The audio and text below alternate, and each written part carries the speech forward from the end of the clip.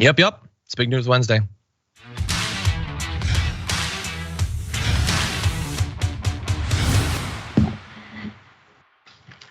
Welcome, one and all, to a wonderful show with me, John Rolla, and JR Jackson, legendary producer and now host, the watcher of the list.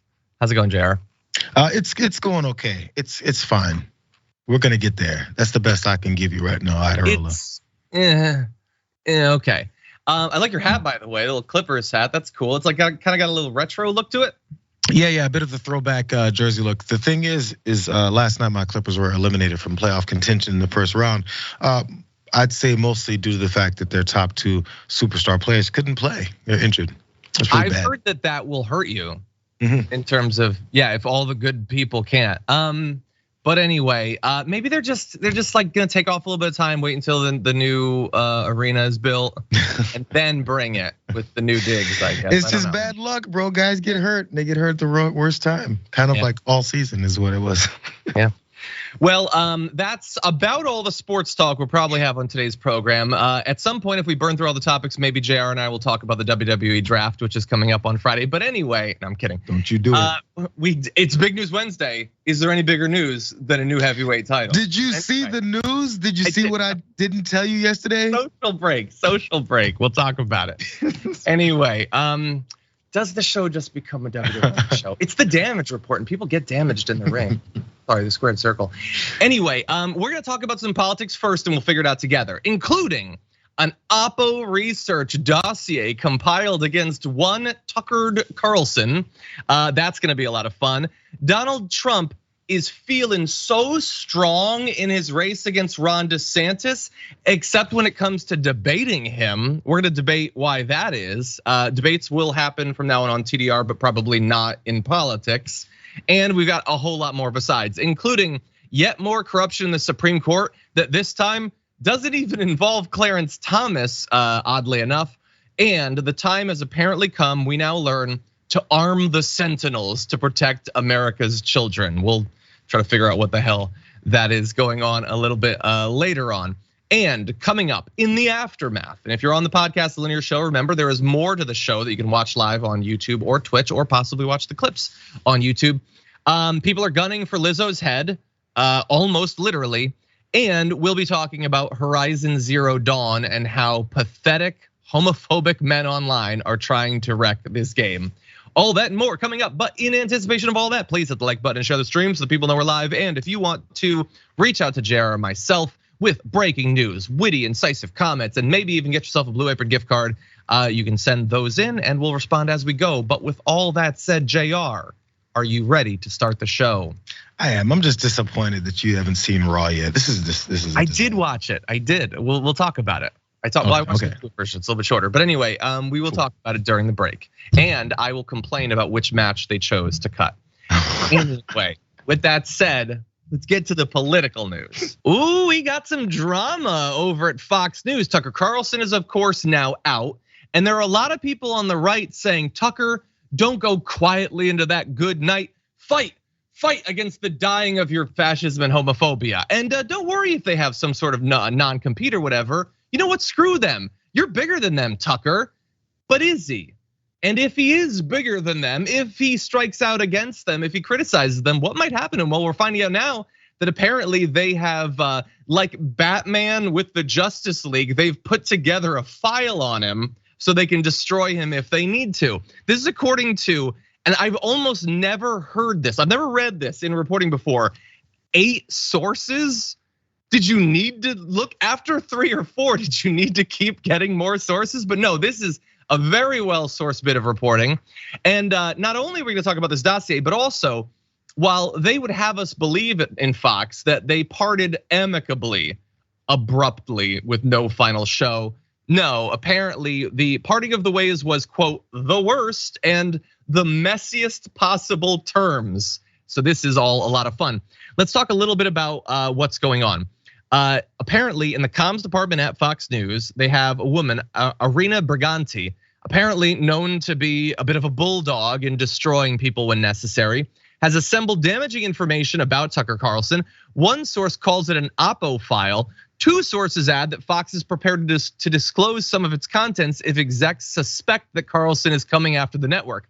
And what's maybe the most fascinating word there is not if he comes after them, but if they suspect that he's coming after them. What does that mean? Like, maybe even if he just launches his own thing, he's not criticizing them yet, but it's a platform where he would. I don't know. But anyway, here's an idea of what's in the Oppo file. It includes internal complaints regarding workplace conduct, disparaging comments about management and colleagues. I don't know exactly why that would hurt him, but okay. Allegations that the now former primetime host created a toxic work environment, according to 3 different sources. And I want you to bear in mind, we already know that this is true, or at least strongly alleged. He's facing a lawsuit from his former senior booking producer, Abby Grossberg, alleging a toxic and misogynistic workplace environment. The lawsuit details repeated instances of misogynistic behavior at the network, including frequent lewd and sexual discussions of female guests and public figures. Grossberg, quote, continued to endure a work environment that subjugates women based on vile sexist stereotypes, typecasts religious minorities and belittles their traditions, and demonstrates little to no regard for those suffering from mental illness. Now, I know many of you are gonna say, isn't that the mission statement for Tucker Carlson's show? Yes, but apparently behind the scenes, it was even worse than on the air. And so they are technically, officially disputing that anything like this Oppo file exists, but it fits with what we are being told about Irina Briganti historically and how Fox News operates. JR, what do you think? If only they had some sourcing for this, I'd be able to believe it. But until they get at least 10 sources, I don't think this is something that can fly. I was watching pieces of that Abby Grossberg interview. I think it's second or third one she's had now, but then this one with MSNBC. And she's laying it out in complete detail, from the way they told her to even talk back and forth with the Maria Bartiromo stuff and the reasons why she even took the job on Tucker's show, and then what she saw immediately, to then what's on the computer, to then what's asked her about potential affairs. All this stuff that would be pretty hard to make up, and then have, as you point out, 8 sources that are pointing out at least this Oppo research part about it. Which another thing when it comes to whether or not we're gonna believe something, the fact that Fox News is reportedly has Oppo research on now a former host that was very powerful and got a lot of attention and controlled their audience to a large degree. That is the most Fox News thing ever. This is absolutely, like, if someone said, so do you think that the Fox News executives or whoever else in charge potentially has some Oppo research on some hosts and producers? I'd be like, why are we asking this question? Of course they would. Yeah. This is exactly what they would do. They want to cover their asses. And what Grossberg, point out in that interview was the way that they start collecting people's cell phones, everything. The degree to which they want to cover their asses when it comes to potential backlash over the backroom deals and conversations that are had is off the charts. Yeah. This matches with it. Yeah, I'm glad that they got 8 sources, but like sometimes you don't need it. Like if somebody came on the air and was like, we're receiving reports that John Iadarola has a secret stash of brown sugar cinnamon Pop-Tarts, you wouldn't be like, how many sources do you have on that, buddy? No, you'd probably accept it. But we do have an ex-Fox News anchor. So a lot of these are anonymous. Of course, they don't want to get besmirched any more than Tucker Carlson does. Says, quote, Irina tries to keep a file on everybody. Any talent like Tucker would have a lot of things, other people complaining. They encourage it and then just keep it on file. It's just a classic dirty trick. It's like almost Scientology when you think about it, that they ask for complaints from people and then they log them to use later. Irina is Fox's fighter. She's very good at her job. I gotta believe she's ready to fight Tucker if and when he takes this war publicly. So all of this is a lot of fun. And some of this is gonna come up later on in our discussion. But really fast, if I could just be a bit of a Buzz Killington, based on what they have previewed is included in the file. I don't want to have to say this, but I feel obligated to say, that's it? Really? I mean, we don't have specifics, but disparaging comments about management, so you mean, are you saying that if he makes disparaging comments about management, that you'll release his prior disparaging comments about management? Oh, don't hurt him too much. Don't hurt him too much. Misogynistic comments he's made, that's like 35% of his appeal to his audience. There's a lot of racism and homophobia in there too, but I think they like that stuff. Allegations that he created a toxic work environment. He created a toxic country. I just don't know how much that's gonna hurt them. Am I wrong? is that what would have to be in that file for right wingers to be like, oh no? It'd have to be some kind of like, a untoward affair or something disgusting going on between like him and another host. It has to be someone else that's famous, right? Something is happening where we can be like, oh my God. Because the one thing that definitely takes folks down are things like that. Lying, racism, homophobia, sexism, all that stuff is just par for the course, and it seems to be promoted there. But then when it comes to things like that that can embarrass them, I guess publicly, that then becomes the problem. I don't know if they're holding that part, but I doubt that's even happening. But I don't know if they're holding that part to themselves, but that could be the only thing left. This is pretty basic so far. Yeah, I like that they have it. I like that they're, I guess, ready to fight. We're gonna be debating going forward, his next steps and all that. I think there's a lot of factors working in opposite directions, but anyway, it'll be like we always say, to quote Dan Evans, let them fight. So you know what? If it happens, it happens.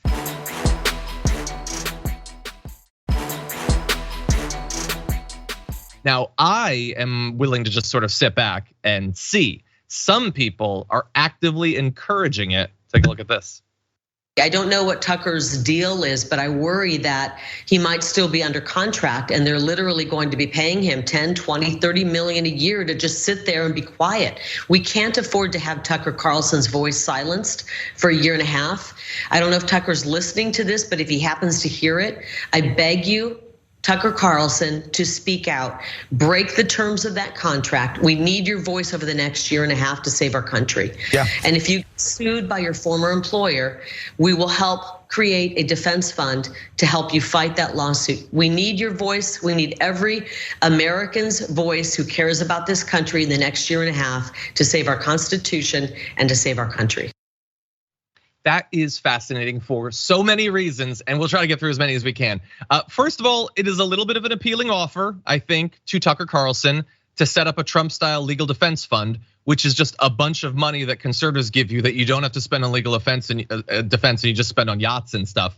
That's nice. Getting like $100 million that's just your money is not bad. I honestly, coming out of that video, I feel bad for conservatives. I do. I'm trying in the new year to be a little bit less hostile towards conservatives because while lots of them are doing a lot of bad things, look at what they have to put up with on a daily basis. Kari Lake there is saying that I guess America is ruined if Tucker Carlson is silenced in terms of not having this particular time slot in this particular network. She knows, as we all do, that Tucker Carlson absolutely despises Donald Trump. She would take a bullet for Donald Trump. She believes the MAGA movement is the most important thing in American history. He says there's no upside to Donald Trump being president, and he was like pining for Biden to take over. So it's all a grift though. So she ignores that in the same way that Trump is ignoring that. We all know it's true, but they're pretending that it's not. She's saying that without his voice to help get Trump elected, the Constitution is at risk. Do I need to remind people that Trump called to suspend the Constitution over his big lie, saying that parts of it need to be terminated, whatever needs to happen for him to stay in office? So again, spare me your concerns for the Constitution. I'm not buying it. Oh, also, there was this graphic 6, the January 6th insurrection. Kind of seems like if your concern is the Constitution, putting into power the guy who led to the insurrection and getting another high profile media position for the guy who pretended that that was just a tourist thing. I kind of feel like maybe you're being a little bit disingenuous, Kari Lake, but what do you think? Yeah, no, it's if nothing else, Kari Lake is illustrating just how important these pundits that push the propaganda really are. We talk propaganda all the time, just in general, not just us. I mean, like the way people say, oh, that's total propaganda. It seems like it's one of those things that's said and then it's dispelled and people don't follow it any further. Propaganda is real, and these politicians that benefit from it need it. It's the reason why when OAN was gonna get booted off of DirecTV, and then they said, we have to have it. Kevin McCarthy was in front of podiums talking about how we're gonna fight this. We need that propaganda. That's how they operate. That's how they get their message out to their folks, to lie to their folks, to tell them what is it they're doing. Kari Lake went out there and said, break the contract. If you have some kind of NDO, break it. We're gonna help you with the legal funds behind it. It doesn't matter. We need it. She specifically, of course, because she's still fighting about the 2020 results even more so somehow than Donald Trump is. They need this bullhorn. So once he was off, the people who were most upset about this were the folks who relied on people like Tucker Carlson to push their lies and their narratives so they can continue to control folks. They're just not as good at it. They don't have a team of producers to push all the madness. They invite folks on and they have their exchange of ideas. Lastly though, John, if you get fired, maybe you did something crazy. Maybe you're caught up in some kind of horrific workplace environment. And then you go, yeah, I'm gonna have an issue or going legally. I need you guys to send me $100 million. How much money do you really think you'd get from folks after all the bad news comes out? I like to think couple $100, I think I could probably scratch together. What do you think out there? If I was about to be put in jail or something, do you think I could get a couple $100? All of some provable stuff. Now, if you're the John Iadarola people know and love and they like so much, it still has the halo over his head, and I know better. But still, it's where you guys see John Iadarola, and then he blows up this whole thing, and he's like, "I'm gonna fight back. I need your money, bro." Yeah. Well, how about in this example, it would be after a bunch of text messages had come out where I was like, man, Bernie Sanders, he sucks. I hate that guy and his stupid hair. And don't even get me started on his birdie. I hate that bird. Anyway, she doesn't want him to go. Okay, I get it. That leaves us with a question. Will he fight?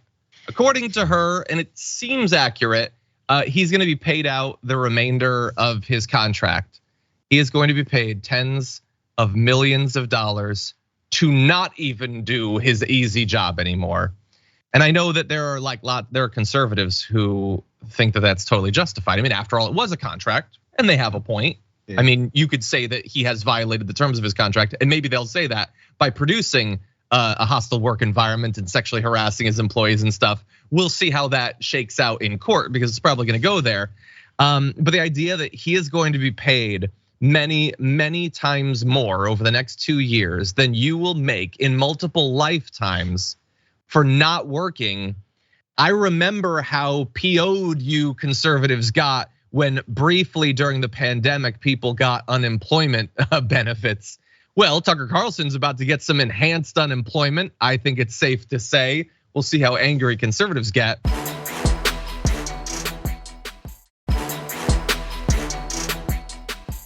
And anyway, I don't know how likely he is to fight. After all, we saw these tweets released in the last day of him with his wife in Florida looking miserable. Oh, you libs think he's so bothered, but look, he's in a little ATV thingy, which he definitely rides around in all the time. And then they do this little zoom in, and that is just a normal screenshot of just a person going about their day. It's not staged. Stop saying it's staged. Why are you such cynics? Why are you all assuming that he briefly took a little roundabout of the property so that the paparazzi would take a few photos? I mean, after all, he's not saying anything about any of this. He's hiding from the media, and he's definitely devastated, but he's just having fun. He's just happy, JR. Can we see that second picture again? Okay, so which graphic it is with the zoomed in version. If there's never been a picture that you can hear more than that one, it's definitely him doing that fake ass laugh. Which, by the way, it's exactly what it is. I love this vehicle. That's all it is. That's all it is. By the way, look, relationships are complicated. I understand that. I'm in one. And it's not my place or anyone's place to judge any of these. But she also knows what he's alleged to have done. She knows who he is. She knows what he thinks about women. This is not about her. I honestly don't even know her name. I don't care. I don't care who his wife is. I just find it fascinating that any of these right-wing guys are able to get anyone to spend even 5 minutes with them. I mean, plenty of them don't. Believe me, they often complain about that on their shows. But she knows what he thinks about women, how contingent and transitory his approval or willingness to tolerate women in politics, in the workforce, what he says about them when he thinks he's safe. It's just amazing to me. I just do not understand that. If I was alleged to have done these things, I would be thrown out on my ass, and justifiably so. But I guess there's a lot of money on the line, or I don't know, maybe you convince yourself that you know him better. It's the fake news media. Or we should remember, and also honestly, to be fair, until I add a caveat, if I ended there, everything that I've just said is fairly wildly misogynistic because it assumes that right-wing men are awful and right-wing women, especially white women, can't be. And we know that that is not true. Mm-hmm. Women are as capable of homophobia and racism and internalized misogyny and support for white supremacy as any of these disgusting what passes for men on the right. So again, don't know her. She might be lovely, but it's just weird to ride in that cart with him, hand on his leg as he's facing this Abby Grossberg lawsuit. It's just amazing the places we end up in politics sometimes. Yeah, it's like Russell Crowe's wife getting mad at him for doing a scene with another woman or something. They're actors. So no, she's not gonna get mad at him. He comes home and goes, yeah, it was a tough day of me lying on air all day, dear. Let's go back to talking normal, because all that stuff I was saying on air is BS. That's how this works. They understand what they're actually doing, and the money's raking in. He's a good actor. Yeah. Well, one thing he might be briefly happy about, and maybe that's why we got the is apparently, at least on the first day of the temporary replacement for Tucker Carlson, it didn't go so great in terms of the ratings. Brian Kilmeade did his best, as he always does, and it was something like a 37% drop, which is a lot, but also I guess I would have bet it would drop more. Now, bear in mind, that's day one. You would expect, I think, this is fair, right? That's the worst it'll be for them. And now they try to rebuild. Like, there's a lot of debates out there about, is Tucker Carlson actually the thing? Or is it just the 8 p.m. slot on Fox? We're gonna find out together. Can you just put a hefty bag filled with like toxic masculinity and homophobia in that chair at 8 p.m. and get 2 million viewers a night? We're gonna find out, because they employ several. Anyway, let's go briefly into this. Do we? No, I don't think there's time. We got too much to talk about. We're gonna take our first break and come back. There's a lot more.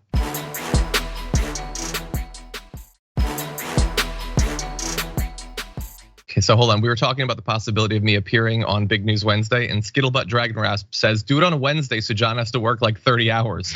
Well, just to be clear, it might be too much show, but it doesn't extend the length of the day. It doesn't add extra hours. I don't have a time turner.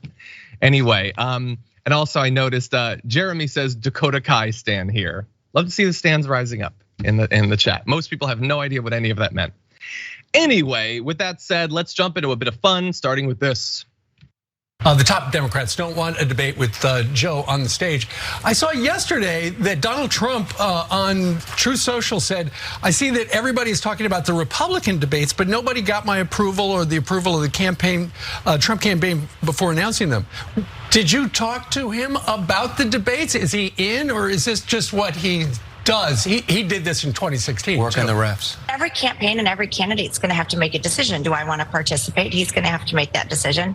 I think he'll do it. And President Trump never shies away from a debate, and he did very well in a debate. They did 2020. Ronnie, he does. 2016. He skipped hours. He skipped hours in 2016. He did. That's amazing. Oh my God. Wait. This is why I sometimes say, is Brian Kilmeade the best on Fox News? I understand the bar might be buried deep beneath the surface of the earth, but he pushed back vigorously. Now, granted, he pushed back because they had sort of like Trump had kind of besmirched him and Fox and Friends and all that by not appearing. But she said the absurd thing. He'd never shy from a debate. He constantly shies from debate. So I'm glad that Brian Kilmeade pushed back, and she had to admit that he did.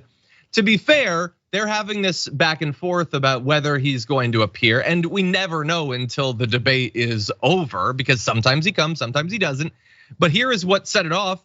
He bleated, I see that everybody is talking about the Republican capital D debates, but nobody got my approval or the approval of the Trump campaign before announcing them. When you're leading by seemingly insurmountable numbers and you have hostile capital N networks with angry Trump and MAGA hating anchors asking the questions, why subject yourself to being libeled and abused? Also, the second debate is being held at the Reagan Library, the chairman of which is, amazingly, Fred Ryan, publisher of the Washington Post. No. So that's pretty amazing. Look at the entitlement in that. So is he wrong that he's leading the polls? No, he is leading the polls. And assuming that he doesn't end up in the slammer, he will probably win. But the idea that they have to get his personal approval before they can have general debates that multiple people are invited to, that is pretty amazing. This dude, man, he is full of himself. JR, what do you think? He's really trying to find a way to come up with these nefarious connections. And this is what happened in politics in general. But when you really have to avoid everything, because honestly, if you peel back the layers and you give this in normal terms of a human being, then he's basically saying, like, I'm leading. I don't want to have to take on any challenges. I don't want to have to listen to anyone come back and refute maybe some of the things that I say, to talk about the problems that I've had, to talk about my failures, any of that stuff. That's what happens in a debate, Donnie. It's the reasons why they have it, so they can pick you apart. And then you can maybe do the same to them. And we find who it is that we'd rather have, we being these Republicans that are watching this. But on the back end of that statement from Truth Social, the dude's talking about how this second debate with the Reagan Library. And the chairman of that library is Fred Ryan, publisher of the Washington Post. What does the chairman of a specific location where this thing would happen have anything to do with who asked the questions and how they ask those questions? Is the chairman of a library gonna walk out and go, okay, you guys, Fox News, you guys are setting up for this, but I'm the chairman of this building, and you guys can do what I say? It doesn't make any sense. But as long as you connect, this guy's connected to the Washington Post, and he also is the chairman of this library. Who cares?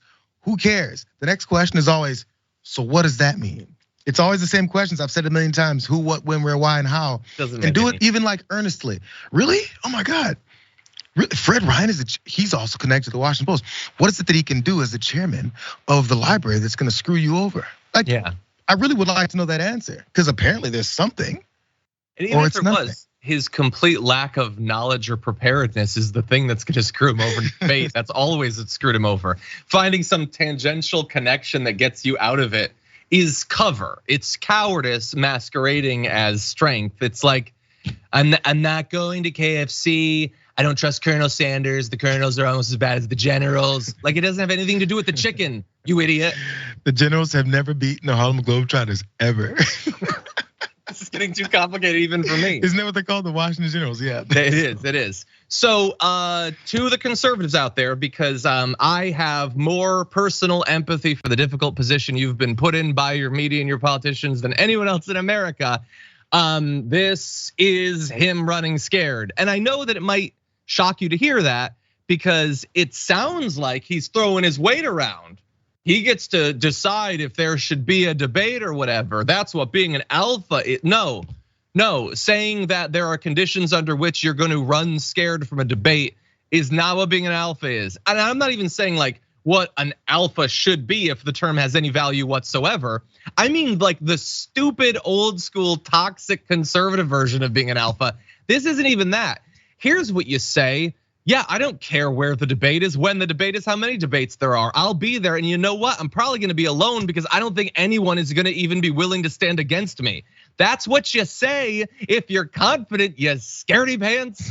But instead, he is making it so that if old Puddin' Fingers wants to say that Trump is too much of a little weenie to debate him, he's now got the comments to point to, and people are taking what he said and running with it. Republicans Against Trumpism, who I assume is a legit organization, they have a blue check, so I guess they must be, say alpha male Donnie is scared of debates, coward.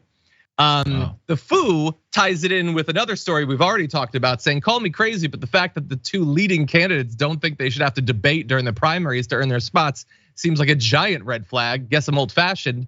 Yeah, maybe old fashioned, but also right. I mean, the fact that Trump is running scared, Biden doesn't even have to bleat about it. He can just have the DNC imply, it's not a finalized thing, but strongly imply that there are not going to be debates, even though there are multiple announced candidates already, including some serious ones. So look, I think that the choice of president is a serious thing. We were often let down in a million different ways by those individuals as well as the parties.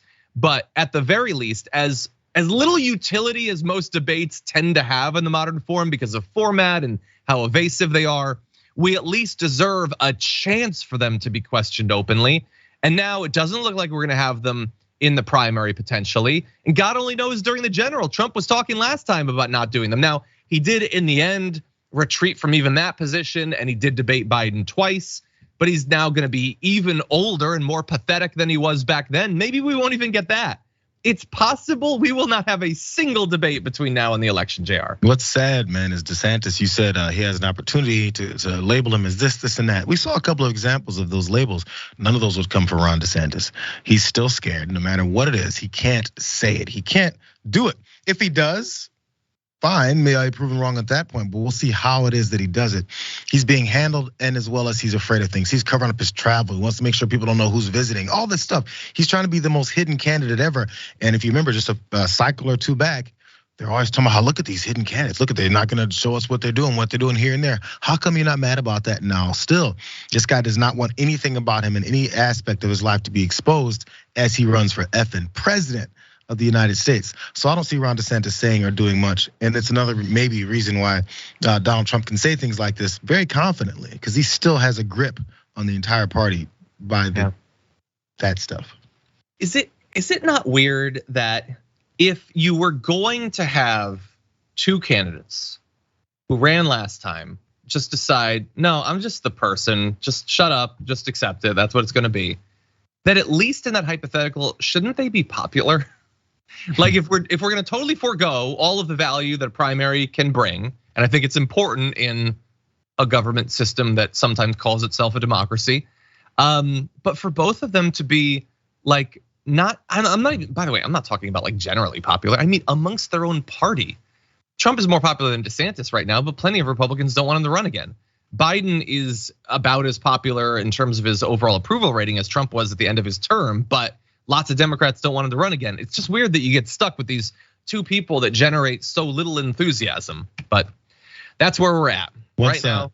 Yeah, once Joe Manchin gets involved, then they'll have the debate because they listen to everything Joe Manchin wants and says. As soon as he raises his hand, he's like, "Oh, I have something to say." Oh, well, let's listen to Joe Manchin. He's the centrist candidate. Yeah. Honestly, then just have Marianne Williamson versus Joe Manchin or whatever. Biden can stay at home or whatever. He can go to the pool. Drive around his Corvette, and we'll have them debate. Anyway, with that said, why don't we move to very different news? It is looking like Clarence Thomas isn't the only Supreme Court justice hiding some significant conflicts of interest. Take a look at this spicy little nugget in the news. It involves Neil Gorsuch, who apparently also was making some high dollar deals, very similar to Clarence Thomas, involving selling real estate to people who regularly have business before the Supreme Court. So we now know that he made as much as $500,000 from a real estate sale back in 2017, but didn't disclose the identity of the buyer, and it is not difficult to figure out why. He's the chief executive of a law firm with extensive business before the Supreme Court. So what basically happened is you have this 3,000 square foot log home on the Colorado River. Sounds delightful. Doesn't it sound great to be rich sometimes? Anyway, he and his wife closed on the house a month later, paying $1.825 million. Gorsuch had a 20% stake in that real estate, so we expect that he made between $250,000 to $500,000 million from the sale. The box for the identity of the purchaser was left blank. Maybe it was an oversight. Maybe it was just a little oopsie daisy, or maybe it was on purpose because he knew how bad that would look.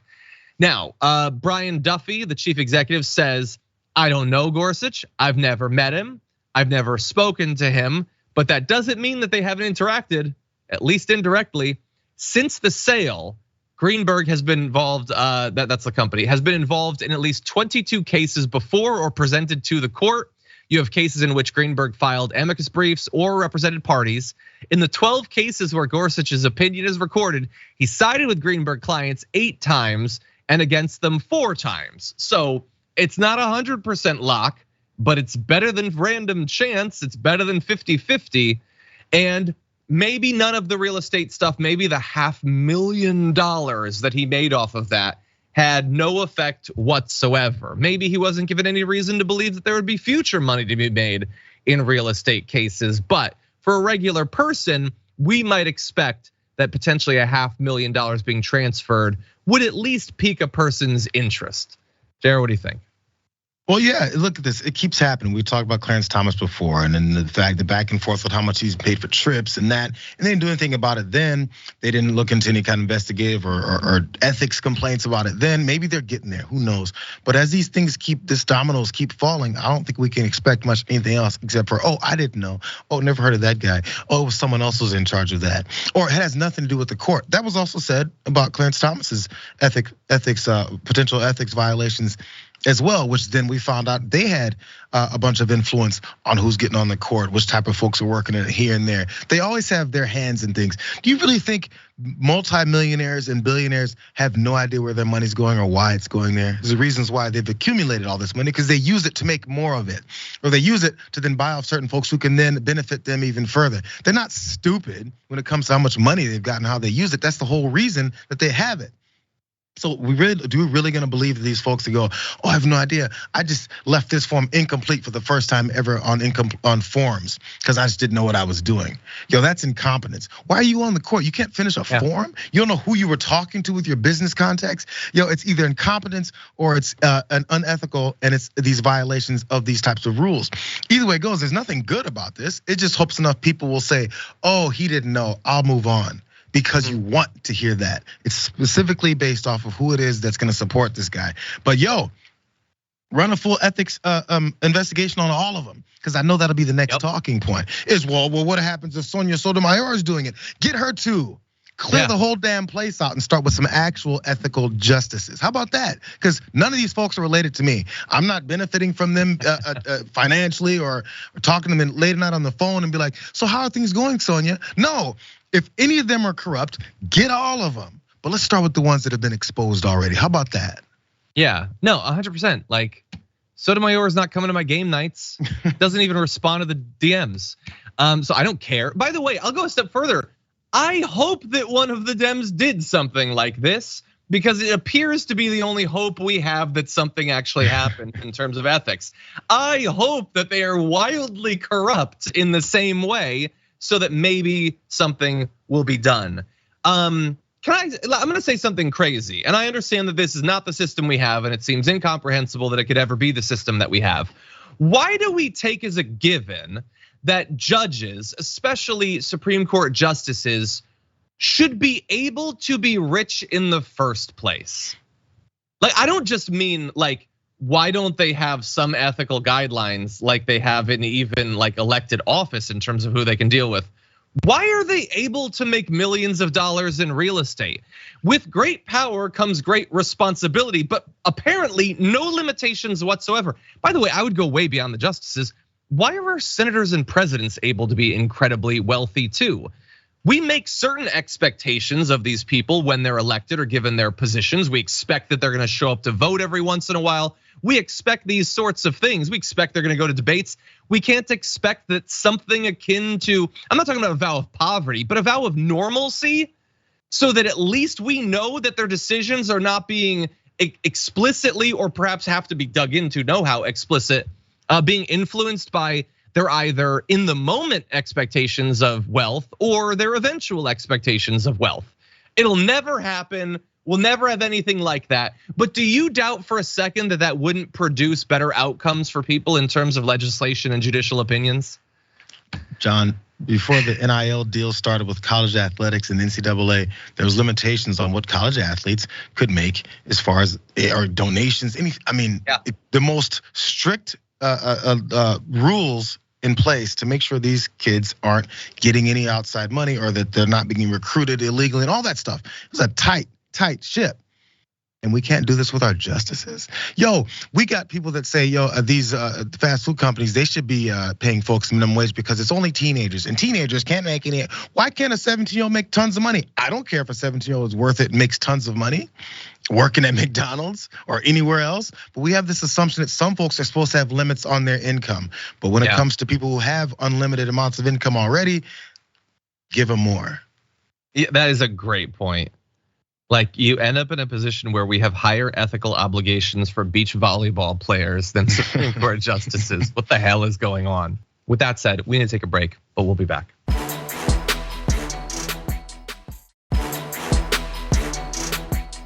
Senator Rick Scott wants you to believe that he takes school shootings seriously, and he has a seriously bizarre idea for what we should do to protect kids. He wants to put armed officials in every school. He calls it the School Guardian Act. But up until this point, you're probably thinking, well, lots of Republicans say that. Yes, but Senator Rick Scott wants to have his cake and eat it too. Not only is he gonna put armed officials in schools, he's gonna do it and pay for it by taking away all of the money they gave to the IRS to actually start looking into elite tax evasion. Isn't that amazing? The two have nothing whatsoever to do with each other, but why not get everything you want with one piece of legislation? So this act that he's putting forward would divert $80 billion designated for the IRS to a national grant program that would provide one or more full-time armed officers in every K through 12 school across the country, of which there are 98,000 public ones and 30,000 private ones. If it is gonna cost $80 billion, at a certain point, if it's that level of national security risk, can we just use the military that we're already paying hundreds and hundreds of billions of dollars a year on? I don't actually want that, just to be clear. But it is amazing that he's come up with a plan that requires not just the same amount of money as has been designated to fund the IRS so it can do its job, but that they will take the literal money that was given to the IRS. If you wanted to use kids as a human shield to protect the rich from their tax obligations, I don't know that you could come up with a more explicit way to do it. What do you think, JR? It mirrors another story, and I had to try and remember who it was that did it. It was Senator Mike Rounds, and he was talking similar things. You want to fortify these schools. We need to arm them and make sure there's 2 SROs at every door. We're going to eliminate it down to 1 door, by the way, and then shut down all windows and make sure that there's boards on those as well. It's going to cost tons of money, Mike. And he said we have a bunch of money that's set aside already for things like solar energy and maybe new energy that can be implemented in some of these schools, which of course hasn't across the country. But we can take that money because who cares about that? So it has this backdoor room deal of then, of course, then continue to benefit those companies that don't work in the solar industry, but work in the traditional old school fossil fuel industry, and we can eliminate those other things. So after things are already passed, money's already allocated for these types of things, let's shift it again and use another tragedy like school shootings to then push more money to these same folks that pay us to do it. And they think people are too stupid to get it. I guess it's either that or people don't have time to pay attention to the way that they're moving money around. So similarly, this is how these things operate. And they'll never say it in broad daylight. Other opponents of theirs, political opponents, won't point this out for some reason. But enough people should know this is how these types of politicians work. They use every possible avenue to take money from useful things and then go into these, by the way, still unattainable type of projects. Because can they really do this across the country? Will they be able to take this money, reallocate it and change it and make sure that their illegal activities continue to be covered up? No, because it'll only go to the ones that they really want it to, because it's still not enough. Every year, are we gonna do it every year? Because it costs tens of millions of dollars every year for this type of stuff. Yeah, I think you landed on it with they think that people are stupid. Well, stupid, not necessarily stupid, but purposefully ignorant. They have been, the necessary information has been hidden from them. So what they think about that $80 billion for the IRS has been intentionally poisoned by some of the wealthiest people in media. There are many poor conservatives who believe that the IRS is gonna show up at their door with assault rifles to take back $10 or something. That's not why the IRS was defunded in the first place. The idea that you could so successfully convince people that they're gonna be the targets rather than the rich, when those people already say that they're incredibly suspicious of the elites and the deep state and everything. Who do you think has been protected by the IRS being defunded? People who in some cases don't even pay income tax directly? Or people with incredibly complex business empires and income in the hundreds of millions of dollars who do not want to ever cross paths with the IRS. And that's why there was so much work being done, mostly by the right, but in some cases not even, to like befuddle people about why exactly the IRS thing is going. It also, as you point out, serves the purpose of completely distracting from actual efforts to stop these shootings from happening. My goal, and maybe I'm crazy, isn't just to provide a brief like roadblock for a mass shooter, but to stop them from being mass shooters in the first place by getting them help where it's necessary and stopping them from getting the deadly military weapons that they need to commit these acts of mass violence in the first place. Now, I'm gonna give you just a couple of quotes from, actually, we gotta wrap up very soon, but Rick Scott says, the recent shooting of innocent children and educators in Nashville showed us that we need to do better to keep our schools safe. And that starts by bringing effective ideas to every school. These brave individuals are willing and able to step up and protect our kids and teachers from those who wish to do them harm. He is very interested in people stepping up to protect others from harm, but it ain't kids from AR-15s. It's the wealthy from having to pay the taxes that they're due, and that's it. There was a lot more to get to, but I don't think we have time. We got to get to this because this is important news as well. You might already know this, but if you don't, here is a massive but not in any way surprising injustice. Myles Cosgrove, who was fired back in as a result of the killing of Breonna Taylor back in 2020, had been fired from the Louisville Metro Police Department, was hired by another one, Carroll County Sheriff's Department, as a deputy. Here is Myles Cosgrove. This is the individual who's gonna be back on the job. And he's been massively inconvenienced by the experience. After all, as you can see from this map, he has to work 50 miles down the road. That's it. This is exactly what we have talked about for multiple years.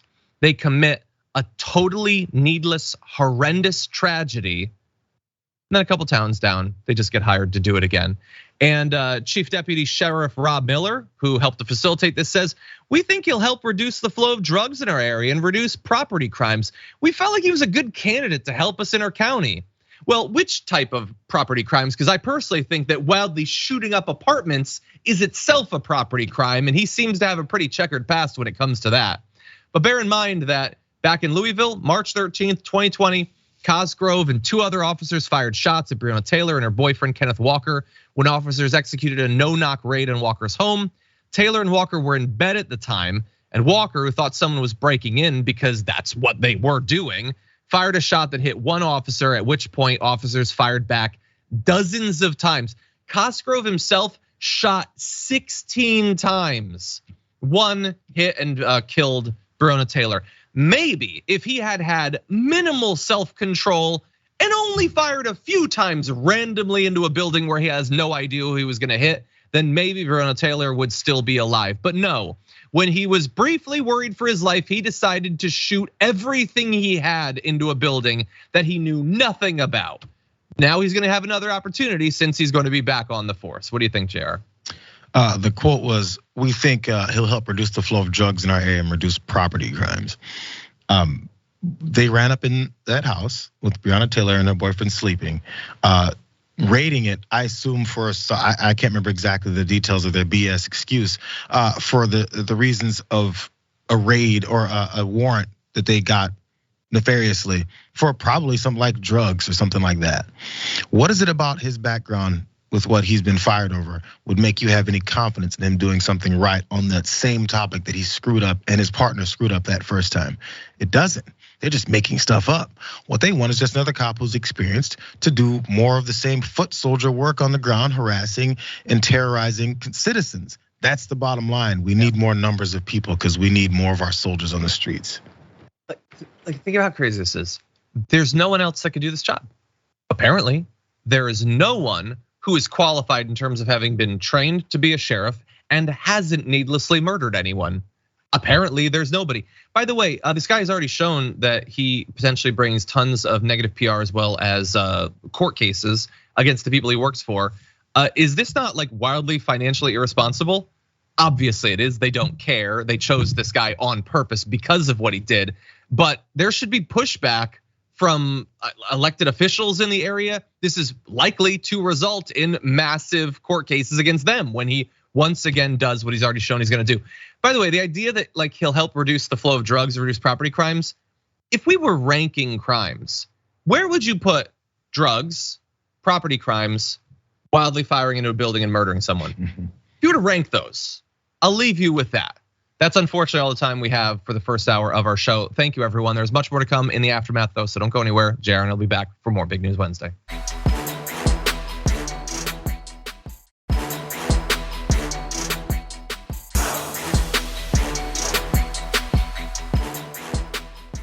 Thanks for listening to the full episode of The Damage Report. Support our work, listen ad-free, access members-only bonus content, and more by subscribing to Apple Podcasts at apple.co/TYT. I'm your host, John Adarola. I'll see you soon.